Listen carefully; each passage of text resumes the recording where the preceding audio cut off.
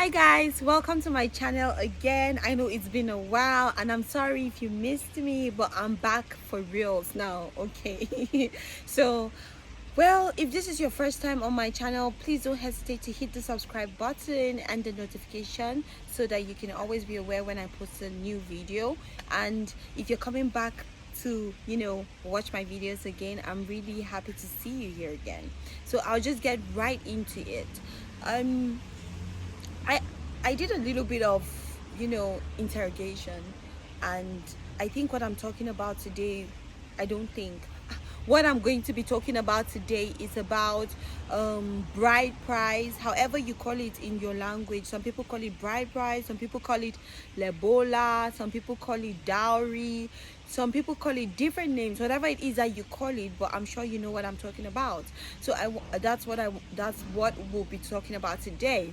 Now, I did a little bit of research and interview. So I went around asking a couple of people what they thought and how they felt about paying of bride price. And a lot of people told me their opinions. And when I talk about people, I'm talking about men.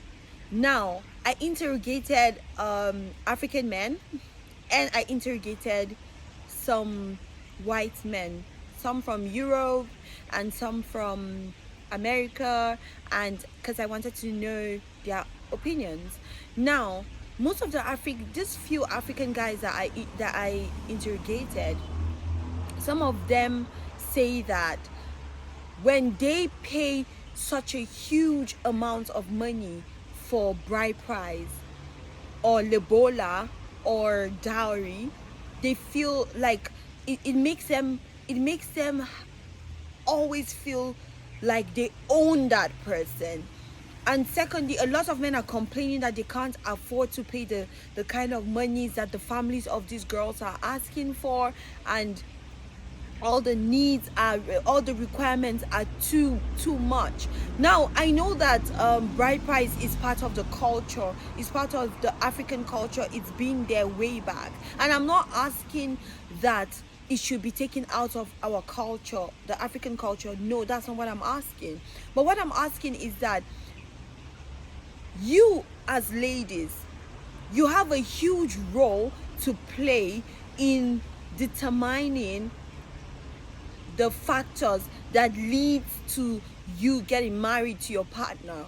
Now, most of these guys complain that the money is either too much, the demands are too extreme, and then they end up getting married to a woman, and maybe she's a virgin or she's not a virgin, it doesn't really matter, but the money or the demands are usually very, very high. Some of them cannot afford to pay it, and so they decide to just not get married. They rather just have kids and go about trying to stress over paying such huge amounts of money for bride price. Now, the Western men had their own opinion, and they felt that when they don't understand the concept of actually paying bride price, because it is not part of their culture. They do not pay bride price. When you like a woman, you go and you talk to the family about it, and you guys hold a ceremony however you want it to be. Now, they feel like, am I paying for her? Am I buying her off from her family? Are they selling their child to me? I don't understand why they are demanding for money to be paid. Now, some of them say, okay, I can understand if they're asking for a token to be paid, like a maybe something reasonable to be paid, like a token to be given, or let's say like some sort of traditional things to be offered as a form of tradition. But they do not understand when some families demand for really, really outrageous amounts of money and crazy demands. Now, there are some cultures that say, oh well, we need you to bring 11 cows. Now, we all know that in different countries, cows have what you call it now, like some countries have cheap cheaper cows than some others do. And then you want to say that and then when you say 11 cows, let's assume 11 cows is like 6,000 rands, or 11 cows is like 7,000 rands, and you have to buy 11 of those cows. Now, some of the cultures will say you don't have to pay everything at once, but that is not it. A lot of people don't want to feel like they're in debt, so they always usually would want to pay these dowries or libola or bride price and just get over and done with. But the concept of bride price, I think, has been defeated over the years, because the concept was a form of appreciation to the family, a form of like respect, a form of treaty to the family. But now a lot of people have taken it to be a way to get wealthy, to get money. You charge ridiculous amounts of money. You make outrageous demands to men and say, I need you to do this, I need you to do that. Now, ladies, you know the kind of person you're getting married to. You know the capacity of your partner. You know where your partner is working, roughly how much your partner earns, how comfortable your partner is. It's your responsibility as the wife to be, as the woman who is going to be giving out to this man, who all these demands are being made in your place. It's your responsibility to sit your family down and talk to them and be like, you know what, I really appreciate the fact that you hold me in such high esteem. I really appreciate the fact that you see me as priceless. And exactly, priceless is what you should be. But when your family begin to lay out outrageous amounts of money or demands, then it means that they are trying to put a price to you. So you talk to them and you tell them that I appreciate the fact that you're trying to do this, but I would really appreciate it if we can tone it down a little bit, because you're not saying that because you're desperate to get married. No, you're saying that because after he pays for all these demands, he meets all these demands or the requirements, when you guys get married, you still need you guys still need to worry about your home. You still need to worry about food. You still need to worry about what you're going to save up for your children for the future. You just need to worry about the future. Now, if your family collects an outrageous amount of money from a young man who has come for your hand in marriage, and he takes all his source of income to pay for to pay for the lobola or bride price or dowry, and then he pays for the wedding as well, then he's left with nothing to sustain y'all when you guys get married. I mean, we need to step in here, because the culture has really changed, across the years. Now people are now thinking that this is a means to get wealthy. No, your family shouldn't use you as a means of creating wealth for themselves. We women were supposed to stand up and kind of like support our partners, because that is how you start to build your home, by actually trying to be reasonable. So a lot of men don't want to get married because they feel like they can't afford to pay for a woman. And then they're like, some of them even say, well, I'm paying for her, I bought you, I paid this much. And like, when you do something wrong in your husband's house, he keeps on saying, oh, but I paid such amount of money for you. Oh, I invested this amount of money. Oh, when your family was asking me for 80,000 rands or a million naira or whatever your currencies are, just when your family was asking me for that, you were not there to help me. Now I put in all that money for you to be my wife, and now you are my property, and you will do as I say, and there is no questioning to it, because I invested in getting you. And it begins to sound like you're being bought. Nobody wants to feel that way. So I just feel like, as women, as African women, it's our duty to be able to protect our spouses from such ridiculous cultural demands. It's okay if it's maybe a few things here and there, as a form of, as a form of unity, as a form of appreciation, but not a whole lot of demands. Like, even in the Bible, Mary and Joseph, when they went to get married, they took 2 doves and just like very very little things. So why is it that we want to use the opportunity of us getting married or our children getting married to make a whole lot of money? I don't think it's appropriate.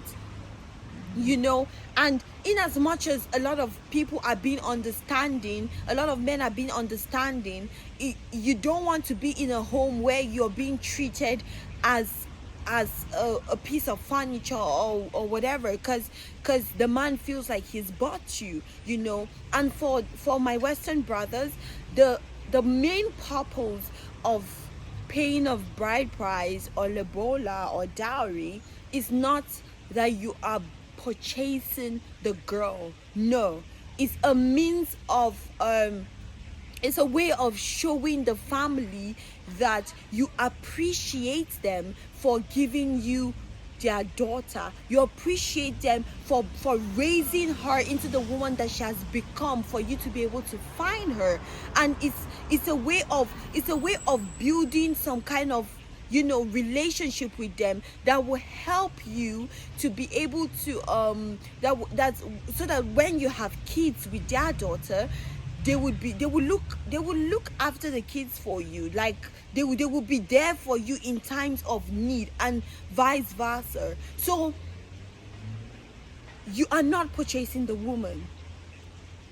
It's just a cultural thing that needs to be adhered to. So women out there, my advice to you is that if you're planning on getting married, or you don't have a partner yet, but try to find out the demands or the expectations from your people. And then when you do, or when you're in the process, or if you're having difficulties with this, I think you should sit your family down and have a conversation with them. Don't tell your man, oh no, well, you have to pay. Some women say, oh, you have to pay. Some women, well, they don't say anything to their family. They contribute to their men to pay for the bride price. And then at the end of the day, when they have problems in the future, she doesn't respect him because she feels like, after all, you were not man enough to do A, B, C, D, and Z. So we could actually avoid conflicts like that.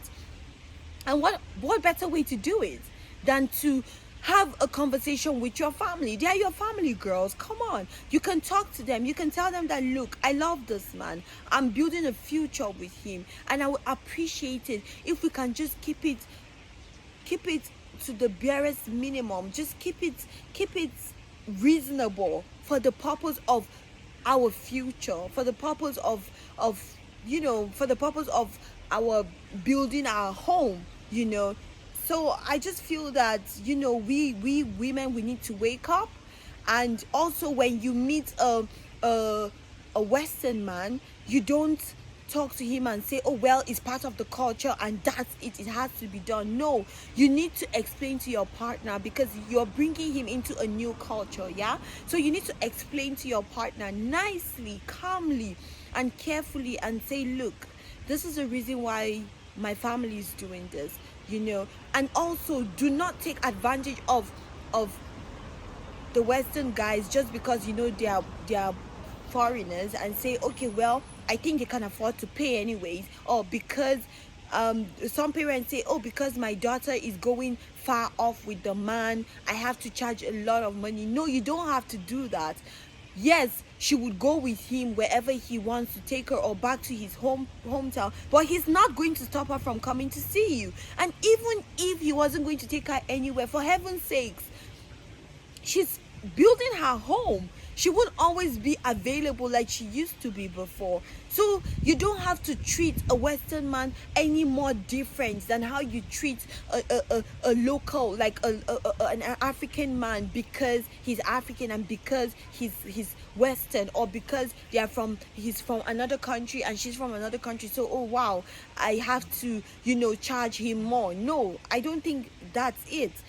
So we are also going to become parents, so I think we should learn from the experiences that we have now and also be considerate when it comes to all of this. I don't know, everybody has their purpose for what you implementing the bride price. Some people that I know, they said they are not even going to require for their daughters' husbands to pay any form of bride price or lobola or dowry. They can just give whatever it is that they want to give if they want to, but all they would say is he should pay for the wedding and take good care of their daughter. And I think that's quite reasonable. It doesn't mean that you're cheap, it's just very, very reasonable. So, well, I hope you enjoyed my video. I don't know what you think about this topic, but please let me know what you think about this and on the comment section down below. Tell me if you agree with me or disagree with me. Tell me if there's any more points you want to add to this. And well, pretty much I'll interact with you on the comment section, because I'll be looking forward to seeing your comments. Also, thank you for coming back to my channel. I'll see you another time. Have a lovely one. Until next time, bye. Mwah.